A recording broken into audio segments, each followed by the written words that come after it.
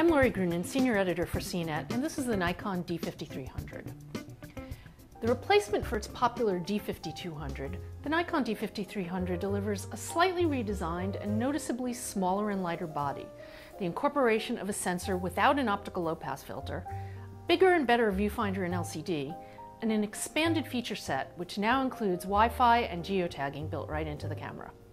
Combined with the new 18 to 140mm lens kit, you get a more expensive, but still a great option for the family photographer or enthusiast.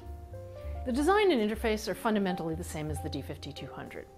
While it's smaller and lighter, it still feels comfortable to use and reasonably well built. The grip's redesigned to increase the clearance between your hand and the lens, and it really does feel more comfortable. The drive mode button had to be relocated to the side in order to make room for the Wi-Fi and GPS antennas, and I actually prefer it there. The LCD and viewfinder are both bigger and a bit nicer. It also has a stereo microphone now. And my only real complaint is about the multi-controller. It feels a little too flat and hard to maneuver precisely.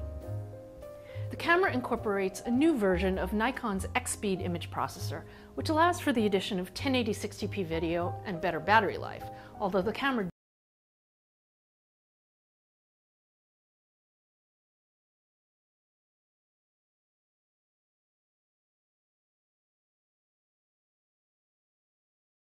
does have a new battery.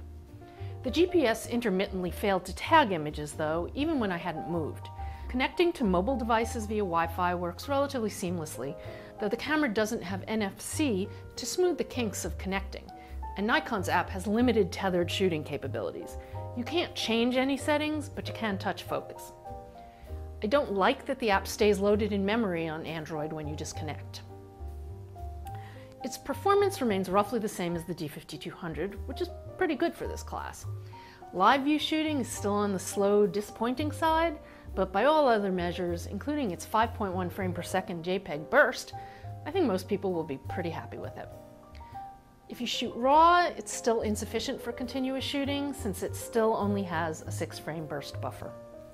The anti-aliasing filter-free sensor produces great photos, and the extra sharpness it provides, plus the excellent JPEG processing, results in usable images as high as ISO 6400. In a body less than $1,000, that's really, really good.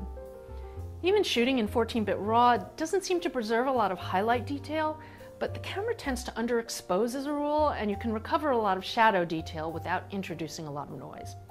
I'm not crazy about the camera's default settings.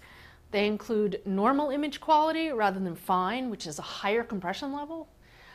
Manual adjustments during movie shooting are turned off, and what's a real pain for me, sequential file numbering defaults to off. With the D5300, Nikon remains at the head of the class of sub-1000 DSLRs. I'm Lori Grunin, and this is the Nikon D5300.